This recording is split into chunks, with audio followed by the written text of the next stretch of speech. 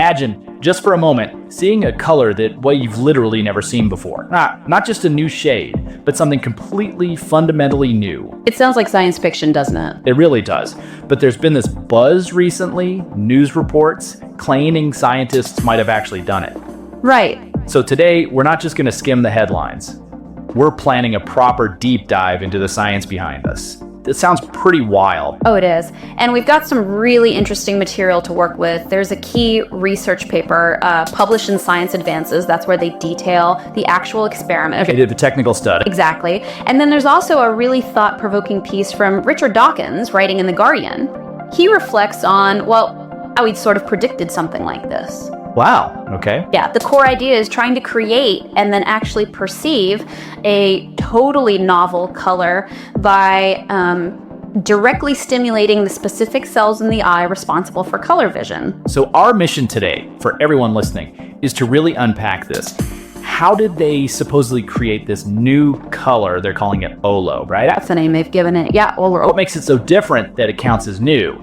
And I guess what are the bigger implications here for understanding vision? Plus, this Dawkins connection is fascinating. It really is. So the Science Advances paper gives us the method, the findings, how they tried to talk directly to the cone cells in the retina. Cone cells, those are the color detectors. The very ones. Red, green, and blue sensitive cones. And Dawkins, well, he connects it back to an idea he explored years ago in his book, The Ancestor's Tale. It's this amazing convergence of theoretical thinking and, well, experimental reality. Okay, this Olo color, yeah, it just sounds so out there. How do we even start to understand how they made it? Right, well, the researchers have coined a term for the underlying principle. They call it the Oz principle. The Oz principle. Wizard of Oz. Possibly. They don't explicitly say, but the idea is about pulling back the curtain. Maybe. Anyway, think of it like this. Normally, light hits your eye, stimulates different color sensors, and your brain mixes the signal. Yeah, the reds, greens, and blues all firing off to different degrees. Exactly. But the Oz principle aims to bypass that. Instead of using broad light, they use incredibly precise, targeted microdoses of laser light to directly control the activation level of individual cone cells. Whoa, so cell-by-cell control. Pretty much. It's a completely different way of generating color perception compared to just shining light into the eye. So it's not like painting with light, it's more like individually triggering the sensors that detect the paint. That's a good way to put it, like having tiny switches for each color sensor. And the potential, theoretically, is enormous. If you can control each cell perfectly, You can create any color sensation. that's the idea. Any arbitrary activation pattern across the cones. Yeah. But it requires incredibly precise dynamic stimulation. Okay, now this is really interesting. The paper says that normal light, the way we usually see, actually limits the colors we can perceive. Why is that? It comes down to the way our cone cells respond to light. Their sensitivities overlap. So the wavelengths that stimulate your green cones, for instance, almost always stimulate your red or blue cones a little bit too. Ah, okay. So you can't get a truly pure green signal to the brain using normal light. Not really, no. There's always some crosstalk because of that spectral overlap. It's just a physical property of the pigments in our cones and the nature of light. But this Oz method, that's the workaround. That's the claim. Because they're targeting individual cells with lasers, they believe they can, say, stimulate only the M cones, the green sensitive ones, without hitting the L, red, or S, blue cones nearly as much, or at least in a completely different ratio than natural light can achieve. Something natural light just can't do. Exactly. And is that how they tried to create Olo? By just stimulating the green cones? That was the specific experiment we're focusing on, yes. They aimed to exclusively activate the M cones. And the participants reported seeing a blue-green color, but one that was, well, intensely saturated. More saturated than anything they'd seen before. More intense than the deepest natural blue-green. That's a big statement. It is, and they didn't just rely on subjective reports. They did rigorous color matching experiments. Okay, how did this work? They basically showed people the Olo color generated by the Oz system, and next to it, a patch of color they could adjust. The goal was to make the adjustable patch match Olo. And what do they use for the adjustable color? A normal screen. They used a standard RGB projector, yes, but crucially, they also used a tunable near monochromatic laser mixed with white light. This laser could produce colors right at the edge of the human color gamut, the most saturated colors we can normally see. So they could test if Olo was beyond that edge. Precisely, and what they found was striking. To match Olo using that pure laser light, participants consistently had to add white light to the Olo stimulus. Wait, they had to make Olo less saturated to match the most saturated natural color. Exactly. They had to desaturate Olo to bring it into the range of the most saturated monochromatic light our eyes can normally perceive. That's really strong evidence that Olo lies outside the natural gamut. Wow, okay. That makes sense. And what did people actually call the color? The descriptions were things like teal, green, blue-greenish, but the consistent part was the saturation rating. They all rated it as extremely saturated, like a 4 out of 4 on their scale. The BBC report mentioned it too, right? The super saturated blue-green only seen with the stimulation. Yes, exactly. So it's not just a color, it's potentially one our visual system can't normally construct from the light in our environment. Mind-bending. Okay, let's talk about the tech. This Oz device. How does it actually work? That sounds complex. Oh, it's definitely sophisticated. The core technology is called Adaptive Optics Scanning Light Ophthalmoscopy, AOSLO for short. Right. Think of it as a super-powered microscope for looking into the living eye, combined with a laser delivery system. It can see individual cells and target them. Okay, break that down. What are the key parts? First, you need to see what you're doing. They use infrared light to image the retina and track eye movements with incredible precision, down to the level of single cells. It has to be fast, right? Because our eyes jiggle constantly. Incredibly fast. They mentioned tracking at 60 frames per second with a rolling shutter, constantly updating the target coordinates for the laser. Okay, so tracking is one thing. What else? And you need to know what you're targeting. Before the main experiment, they had to classify the cone cells in the target area, figure out which ones were L, red, M, green, and S, blue. How do they do that? They used another technique related to adaptive optics to map out maybe 1,000 to 2,000 cones in a small patch of the retina, a bit off to the side from the center of vision. So they build a map. This cell's green, that one's red. Exactly, a detailed map of the cone mosaic. Then comes the stimulation part. They use visible lasers, they mentioned, using 488 nanometer and 543 nanometer wavelength. So blue, green, and green light. Right, and they deliver these as tiny, incredibly fast pulses, like 100,000 per second, aimed at those specific pre-mapped cones. 100,000 pulses a second. Wow. Yeah, distributed across the target cells.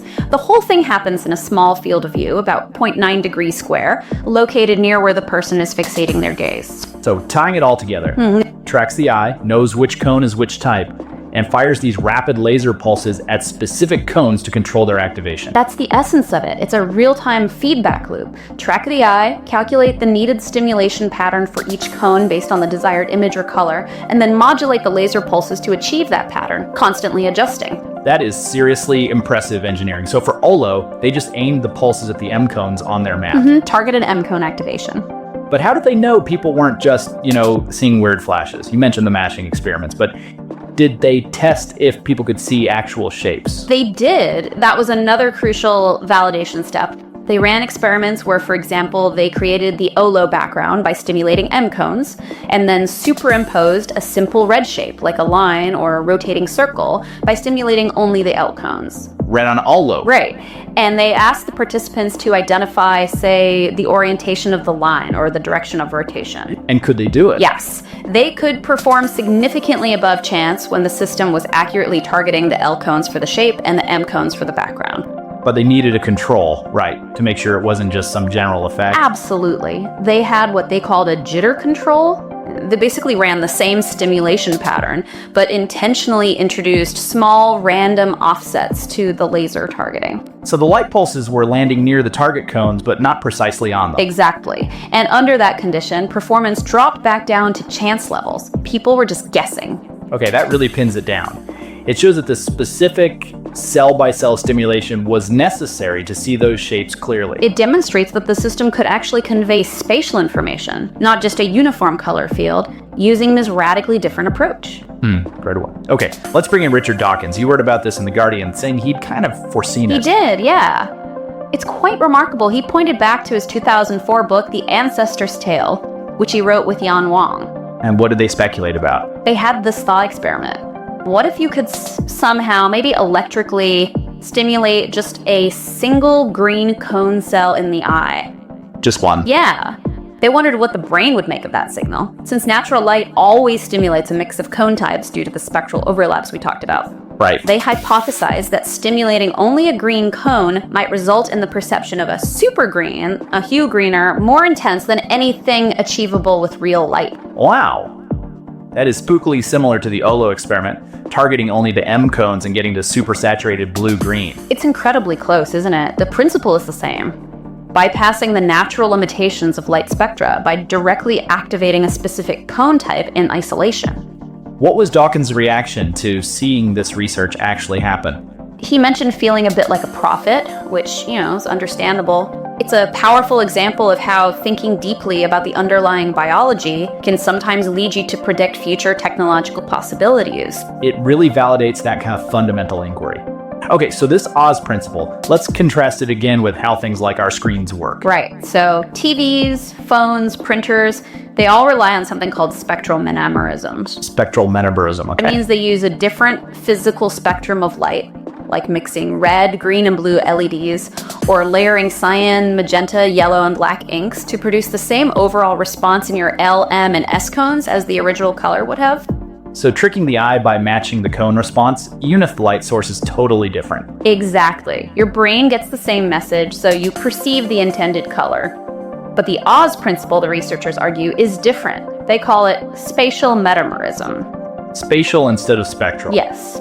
Here, the control is over the spatial pattern of stimulation on the retina, which specific cells get hit, rather than controlling the spectral mix of the light itself. And that distinction is key. It seems to be. They point out that with Oz, you can actually generate a range of different perceived colors using just a single wavelength of laser light, just by changing which cones you stimulate.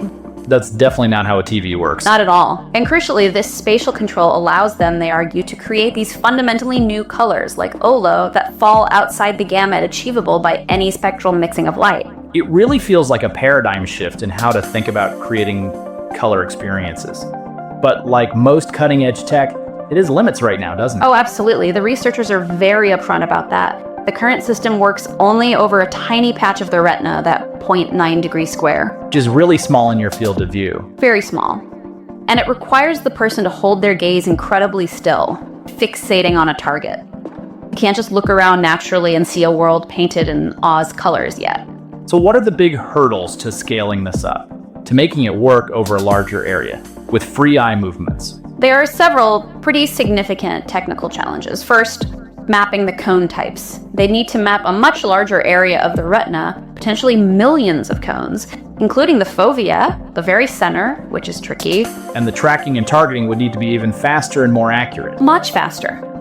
To compensate for rapid eye movements, called saccades, they'd need incredibly high-speed tracking and laser positioning, maintaining focus across the curved retina. And just the sheer computational load. Exactly. Controlling, say, tens of thousands of cones individually, delivering potentially millions of laser pulses per second, all calculated and adjusted in real time. It's a massive scaling problem, computationally and optically. So they were quite a way off from, say, Oz-powered virtual reality glasses. We are, but even the current prototype opens up fascinating research possibility. Like what? What can they do with it now, even with the limitations? Well, the paper mentions several things. They can probe with unprecedented detail how just small numbers of cones contribute to our overall color perception. Gary. They can study the responses of the next layer of cells in the visual pathway, the retinal ganglion cells, to these highly specific inputs. Interesting. They could potentially use it to create and manipulate visual illusions with a kind of precision we've never had before.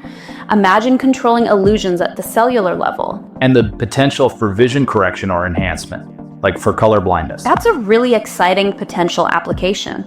Because you're directly stimulating the cones, you could, in theory, provide signals to the brain that mimic normal color vision, even if someone's cones aren't functioning typically. You can maybe even simulate having different types of cones. Potentially, yes.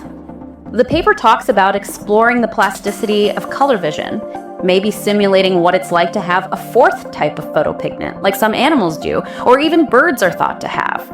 It could be a tool to explore the very nature of color experience. The idea of giving someone access to colors they've never seen, that's huge. Now, one practical detail. Yeah. How perfectly can they actually target just one cone? Is there spillover?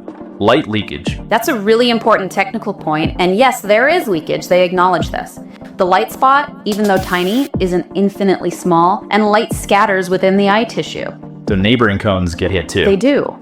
The researchers modeled this and estimated that maybe around 2/3 of the light captured near a targeted cone might actually be picked up by its immediate neighbors. 2/3. That sounds like quite a lot of leakage. It does, but they argue that even with that level of crosstalk, the pattern of stimulation is still fundamentally different from what natural light can produce. And different enough to create these out-of-gamut colors like Olo. Apparently so. The fact that they achieved colors outside the normal gamut despite this leakage suggests the targeted stimulation is still having the dominant novel effect. Perfect isolation isn't required to push beyond natural limits, it seems. Okay, that makes sense. And we should also mention there was a note of caution in that BBC article, wasn't there? From Professor John Barber. Yes, that's right. Professor Barber, a vision scientist, acknowledged it as a major technological feat, which it undeniably is. But he wasn't entirely convinced about calling Olo a truly new color. His point was a bit more nuanced. He suggested that calling it fundamentally new is perhaps open to interpretation. His reasoning was that our perception of things like brightness and saturation depends on the relative activity across all cone types. So selectively stimulating just one type might create an unusual balance of signals, which makes the color feel different, but maybe isn't the same as discovering a whole new dimension of color space. Exactly. It might be that the extreme saturation of Olo, for example, comes partly from the fact that the other cone types are unusually inactive relative to the targeted M cones, rather than the M cones signaling something intrinsically new. It's a subtle but important distinction about how the brain interprets these signals. So it's a reminder that the final perception is complex. It's about the whole system working together. Precisely. It highlights that gap between the physical stimulus at the retina and the subjective experience in our minds. The technology is groundbreaking, but interpreting the perceptual results fully, that's still ongoing scientific work. Well, this has been absolutely fascinating, a real journey into the eye and brain. So let's try and wrap this up. What's the core message people should take away from this deep dive? I think the main thing is that this Oz principle signifies a genuinely new frontier in how we can interact with vision. By controlling light at the level of individual photoreceptor cells, researchers have shown it's possible to create color sensations, like Olo, that seem to lie outside the bounds of what natural light can produce. And for our listeners, why is this more than just a scientific curiosity? Why should they care? Because it's not just about seeing a weird new shade of blue green. It's a fundamental step towards understanding and maybe even manipulating sensory perception at its most basic level. It has profound implications for vision science, for neuroscience, potentially for treating vision disorders like color blindness. And maybe even for augmenting human vision in the future. Who knows? It really opens the door to thinking about how flexible our perception is and what we might be capable of experiencing if we can interface with our senses with this kind of precision. It really does make you think, doesn't it? If we could achieve this for vision, what about other senses? Could we create new sounds or textures or smells by directly controlling the receptor It's a cell? tantalizing thought. What new realities could we perceive if we had that level of control? How might that change our very understanding of the world and our place in it? This research into Olo, it really feels like just the beginning of exploring a vast, maybe slightly strange, but incredibly exciting landscape.